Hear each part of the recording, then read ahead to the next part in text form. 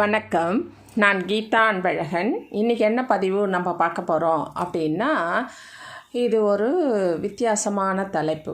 அதாவது இந்த குழம்பு வைத்து செவ்வாய்க்கிழமையில் சாப்பிட்டா கணவன் மனைவி ஒற்றுமையாக இருப்பாங்க அப்படின்னு நான் போட்டிருக்கேன். அது என்ன, ஒரு குழம்பு வைத்து சாப்பிட்டா பிரிந்த கணவர் ஒன்றாக வருவாரா, இல்லை வீட்டை விட்டு வெளியே போன மனைவி வந்து சேருவாங்களா? இது என்ன இந்த மாதிரிலாம் தலைப்பு போடுறீங்க அப்படின்னு நீங்கள் நினைக்காதீங்க.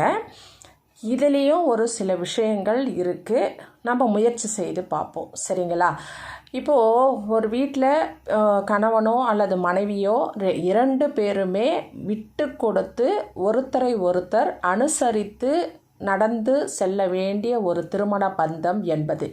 ஏன்னா அவங்க யார் நம்ம யார் அப்படின்னு தெரியாத 2 உறவுகளை ஒன்றாக சேர்த்து நடத்துகின்ற திருமண பந்தம். அந்த திருமணத்தை நல்ல மாதிரி அந்த வாழ்க்கையை கொண்டு போனோம் அப்படின்னு சொன்னால் இருவர்களிடையும் ஒற்றுமையும் விட்டு கொடுக்குற தன்மையும் அன்பை பரிமாறிக்கொள்ளுகின்ற முறையும் கண்டிப்பாக பொறுமையும் வேணும். அது அனைத்தும் இன்றைய காலகட்டத்தில் சற்று குறைவாக இருக்கிற காரணத்தினால நிறைய குடும்பங்களில் பிரிவுகள் ஏற்படுது.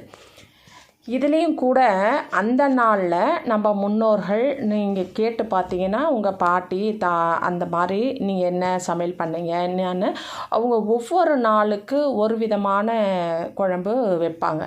சொல்லுவாங்க, வெள்ளிக்கிழமைனா இதை செய்யாதம்மா, வேணாம்மா, குடும்பத்துக்கு ஆகாது அப்படின்னு சொல்லுவாங்க. இன்றைக்கி செவ்வாய்க்கிழமையா, ஏன் இதை நீ பண்ண அப்படின்னு நிறைய, அதாவது கிழமையை சொல்லி அவங்க சமையலை கேட்பாங்க. இந்த கிழமைக்கு இந்த சமையல் பண்ணக்கூடாது, ஏன் நீ இதை மாதிரி பண்ணுற, இதை பண்ணாத அப்படின்னு சொல்லிட்டு நம்ம முன்னோர்கள் கண்டிப்பாக நம்மளை கேட்பாங்க. அது அன்றைய காலம். இப்போ கூட்டு குடும்பம் என்பது நிறைய இல்லை. எல்லாரும் வேலை விஷயமாக இப்போ கால சூழ்நிலைக்கேற்ப தனித்தனியாக குடும்பம் நடத்த வேண்டிய சூழ்நிலை இருக்குது. அதனால் நமக்கு நிறைய விஷயங்கள் தெரியல. சரி, இது தெரிந்தாலும் அதை ஏற்றுக்கிற மனசும் நமக்கு இல்லை. ஏன், எதற்கு, எதனால் அப்படின்ற மாதிரி ஒரு யோசனை நமக்கு வருது. அது எது எப்படி இருந்தாலும் இதுக்கெல்லாம் ஒரு காரணம் கண்டிப்பாக உண்டு. காரணம் இல்லாமல் அவங்க எதையும் சொல்லலை. நம்ம கொஞ்சம் யோசனை பண்ணி பொறுமையாக கேட்டு பார்க்கணும், யோசிக்கணும். யோசித்தா கண்டிப்பாக அதற்கான விடை நமக்கே தெரியும். இப்போது செவ்வாய்க்கிழமையில் இந்த குழம்பு வச்சா அப்படின்னு நான் சொல்லியிருக்கேன். இதை செய்தால் நமக்கு கணவன் மனைவி ஒன்றாக ஆவார்கள் அப்படின்னு. இப்போ ஒரு ஜாதக கட்டத்தில் ஒரு கணவன் மனைவி ஒற்றுமையாக இருப்பார்கள், காலகாலத்திற்கும் அவர்கள் அந்யுன்யமாக அர்த்தநாரீஸ்வரர் போல் வாழ்வார்கள், கருத்தொருமித்து, அதாவது 10 பொருத்தமும் அவர்களுக்கு பொருந்தி வந்திருக்கிறது, ரொம்ப நல்லா இருப்பாங்க, குழந்தை பாக்கியமும் உண்டு அப்படின்னு சொல்லி பொருத்தம் பார்க்கும் பொழுதே சொல்லுவாங்க. இதை எதை வைத்து சொல்கிறாங்க அப்படின்னா, அதில் நிறைய கிரகங்கள் சம்பந்தப்பட்டிருக்கு. ஆனாலும் அதில் முக்கியமாக செவ்வாய் சுக்கிரன், இது 2ஐயும் பார்ப்பார்கள். இந்த செவ்வாயும் சுக்கிரனும் சேர்ந்து ஒன்றாக இணையும் பொழுது அந்த இல்லறம் என்பது ரொம்பவும் நல்லறமாக அமையும். இந்த செவ்வாய் சுக்கிரன் எப்படி சேரணும் அப்படின்னா, செவ்வாய் ஆதிக்கம் கொண்ட நாளில் செவ்வாய்க்கு உரிய கிரகத்துக்குரிய தானியமாகிய துவரம்பருப்பை கொண்டு, அத்துடன் சுக்கிரனுக்கு உரிய தானியமாகிய மொச்சை, அதாவது இது பச்சை மொச்சைன்னு சொல்லுவோம். அதை பச்சை மொச்சைன்னா அந்த ஒரு சீசன் டைமில் அது கண்டிப்பாக நம்மளுக்கு மார்க்கெட்டில் அவைலபிளாக இருக்கும். ஆனால் எல்லா நேரங்கள்லேயும் அந்த மாதிரி மொச்சை, பட்டாணி அந்த மாதிரி இருக்கு இல்லையா, அதெல்லாம் கிடைக்காது. அப்போ கிடைக்காத பட்சத்தில் நம்ம என்ன செய்யணும் அப்படின்னா, அந்த மொச்சை இருக்கிற காய்கறி எதுன்னா அவரைக்காய். நீங்கள் அவரைக்காய் கொஞ்சம் கனமாக இருக்கிற அவரைக்காயை நீங்கள் பிரித்து பார்த்தீங்கன்னா அது உள்ளே அந்த பருப்பு இருக்கும், அந்த மொச்சை. அப்போது நீங்கள் கண்டிப்பாக இந்த அவரைக்காய் நிறைய நாளில் நம்மளுக்கு கிடைக்கும். எல்லா நாள்லேயும் இது கிடைக்கக்கூடிய ஒரு காய்கறி தான். அது கிடைக்கிற நாள்லலாம் வாங்கி நீங்கள் கண்டிப்பாக எல்லா நாளில் நீங்கள் பயன்படுத்தினாலும் பொதுவாக செவ்வாய்க்கிழமையில் அந்த காயை நீங்கள் பயன்படுத்தணும்.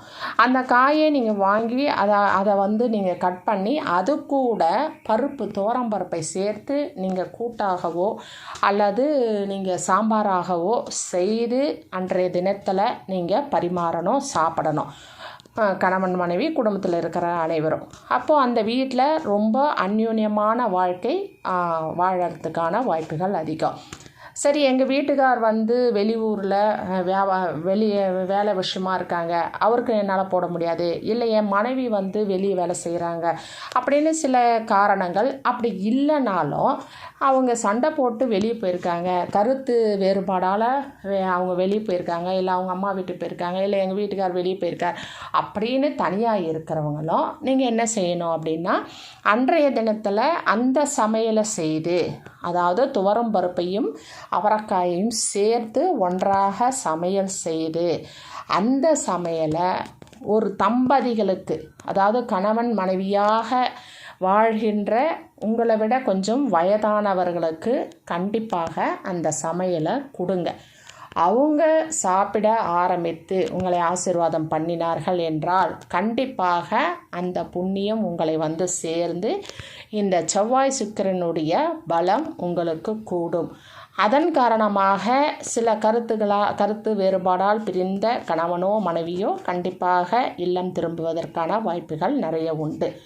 இல்லை நாங்கள் வீட்டுக்குள்ளே தான் இருக்கோம், ஆனால் அப்பப்போ சண்டை வருது, சில நேரங்களில் சமாதானம் ஆயிடுறோம் அப்படின்னு நினைக்கிறவங்க, அந்த சண்டையும் உங்களுக்கு வரக்கூடாது, அந்த மனஸ்தாபமும் குறையணும் அப்படின்னு நினைக்கிறவங்க கண்டிப்பாக வாரம் வாரம் செவ்வாய்க்கிழமையில் இந்த உணவை செய்து நீங்கள் சாப்பிடுங்க. கணவன் மனைவி இருவரும் உங்களுடைய சண்டைகள் படிப்படியாக மாற ஆரம்பிக்கும். இது ஒரு எளிய பரிகாரம்தான்.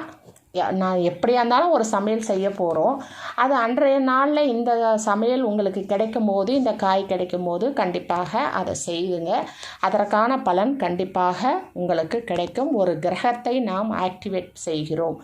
ஒவ்வொரு விஷயத்திற்கும் நான் எப்பொழுதும் சொல்கிறது தான், ஒரு வார்த்தையாக இருந்தாலும் சரி, ஒரு கலராக இருந்தாலும் சரி, அல்லது ஒரு உருவமாக இருந்தாலும் எல்லாவற்றிற்கும் ஒரு ஆறாத்தன்மையும் அதற்கான ஒரு தனித்துவமும் கண்டிப்பாக உண்டு. அந்த செய்கைக்கேற்ற ஒரு பலன் நமக்கு கண்டிப்பாக சேரும். அதனால் கண்டிப்பாக இந்த அவரையை துவரம்பருப்போடு சேர்த்து சமைச்சு சாப்பிடுங்க. சரி, ஒருவேளை அன்றைக்கி அவரைக்காய் கிடைக்கல அப்படின்னு சொன்னால் நம்ம காய்ந்த மொச்சை கிடைக்கும். அதை நீங்கள் முதல் நாள் இரவே நல்லா ஊற வைத்து அந்த மொச்சையை நீங்கள் துவரம்பருப்போடு சேர்த்து வேறு மசியல் மாதிரியோ வேறு நீங்கள் எப்படி அதை சமைச்சு சாப்பிட முடியுமோ உங்களுக்கு அந்த மாதிரி நீங்கள் அது இரண்டையும் அன்றைய உணவில் நீங்கள் சேர்த்துக்கங்க. அப்படி சேர்க்கும் பொழுது இந்த பிரிந்த கணவன் மனைவி அல்லது கருத்து வேறுபாடால் இருக்கின்றவங்க, மனஸ்தாபத்தோடு வாழ்ந்து கொண்டிருப்பவர்கள், கடமைக்காக வாழ்பவர்கள், குழந்தைக்காக நான் அட்ஜஸ்ட் பண்ணின்னு போகிறேன் அப்படின்னு நினைக்கிறவங்க, இவங்க அனைவரும் அந்த எண்ணம் மாறும், அவர்களுடைய செய்கைகள் மாறும், அவர்கள் இருவரும் கருத்தொருமித்து வாழ ஆரம்பிப்பார்கள். இது ஒரு எளிய பரிகாரம்தான். அதுவும் குறிப்பாக நாளைய தினம், நாளைய செவ்வாய்க்கிழமை இது ரொம்ப விசேஷமான தினம். அதனால் நாளைக்கு இந்த குழம்பை செய்து சாப்பிட்டீங்க அப்படின்னு சொன்னால் பலன் இரட்டிப்பாக கிடைக்கும்.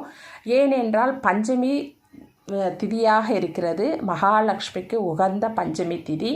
அது மட்டும் இல்லாமல் திருவோண நட்சத்திரம் பெருமாளுடைய அவதரித்த நட்சத்திரம், அதுவும் மகாலட்சுமிக்கு பிடிக்கும்.